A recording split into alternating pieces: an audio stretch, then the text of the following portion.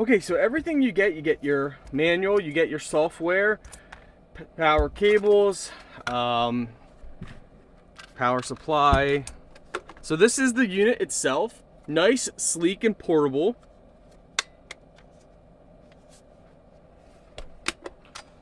Okay, we don't want to show you that. So we can't actually show you using it because of policies and restrictions.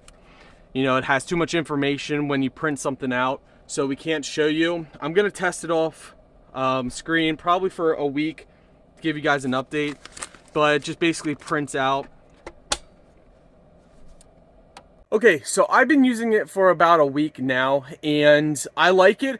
At first we had problems with sizing. So what you need to do is when you go to print a label out or something, make sure you got the correct size, like 4x6 or whatever size that you want to fit perfectly. Play with the settings. Once you play with the settings, it works great. I have had no issues since I actually got the sizing right.